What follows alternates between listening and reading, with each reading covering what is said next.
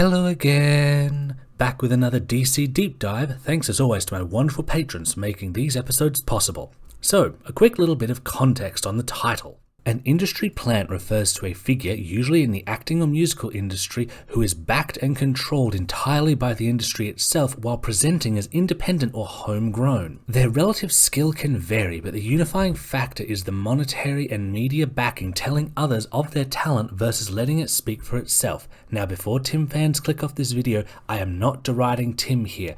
I am, however, commenting on how DC chooses to handle his character and its impact on others. First, a bit of background. Tim was created not long after Jason's death and the wave of discontent that event caused. Unlike Jason, Tim was assigned a creative team who actively loved the concept of Robin, rather than resenting it or Jason specifically.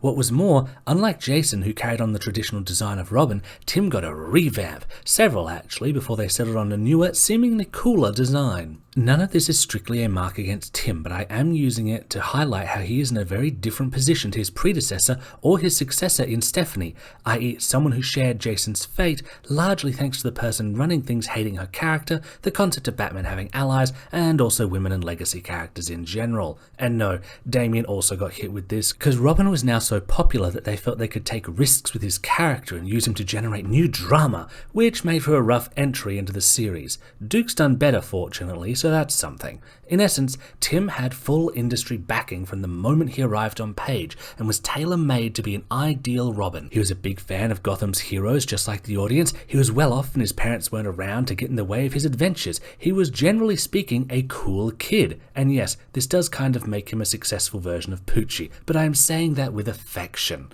However, while having a team that liked him and being designed to appeal helped him, that alone wouldn't necessarily make him a plant. No, my reason for this stance comes from how the writers handle the characters and narratives that surround Tim and their impact on the rest of the cast. For those who keep up with current comics, you may well have guessed what inspired this episode. Batman issue 130, Failsafe, is part of the renewed push of Tim as Robin, which was opened with stuff like, "Move over, Damian, the world's favourite Robin is back." Ugh.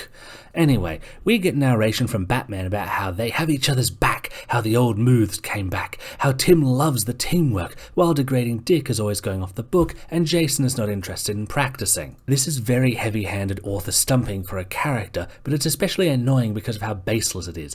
Dick wrote the book on being Robin. There were no team moves to practice before him. Jason practiced the moves so well, he and Bruce seamlessly fell back into them when he was a full villain mode as Red Hood. Even more so because Tim's Robin run consisted heavily of him wandering off to do his own thing. Of course, this does make the fact Bruce dies at the end kind of hilarious, but I digress. This trend of putting other Robins down to beef up Tim is not remotely new. Some examples include the resurrection of Ra's al Ghul having a huge portion of the story end up dedicated to Tim despite having been billed as a Damian story, complete with Dick talking about how he doesn't think Damian is worth an army of ninjas and how no one likes him, but the baseline for Tim is an army of ninjas. We have Cass being snuck up on by Tim to show how cool he is, and her degrading Stephanie not long after her death to beat up Tim's skills, despite Steph during their sessions having clearly earned her respect. Also, despite the fact we've seen Cass be an excellent detective in tons of Batgirl comics, she apparently needs Tim for it in Bloodhaven.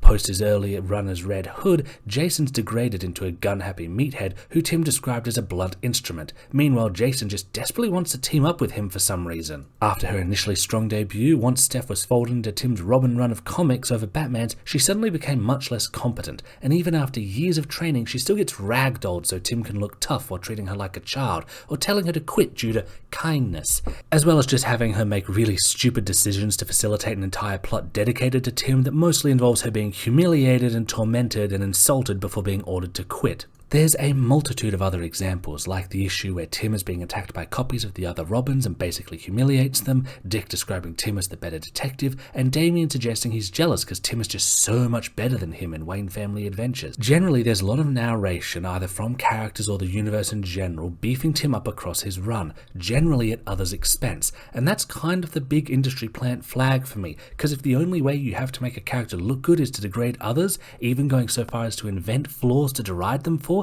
then the problem isn't with those other characters, it's with yours. It's a writing issue for many reasons beyond that, but I do feel it's the crux of the matter. Yes, it's bad to treat characters this way. Yes, it's annoyingly heavy-handed. Yes, it's inconsistent with prior characterization, but also it just shows profound weakness in the central character to even need this. Even in stuff like Under the Red Hood, where Jason is explicitly Bruce's equal or better, the narration never goes on about it. It just highlights the skills he puts on display when it needs to and lets the story speak for itself. It's better written is what I'm saying. Amusingly, a good example of writing to help boost up a character without degrading another comes from A Lonely Place of Dying, namely when Dick is reflecting on how he has physically outgrown the role of Robin, thus narratively signifying that what Tim could do that he no longer can. But I digress. These are common and recurring elements, but they are compounded with a second degree of narrative frame. This is one I discussed a few episodes ago, namely how Bruce and Tim both show traits considered undesirable in other heroes that the narrative then shrugs off. Tim has no shortage of moments where he lashes out in anger throughout his Robin run, nearly sort of murdered a guy, as noted, often did his own thing and even confronted dangerous villains alone like freaking Bane.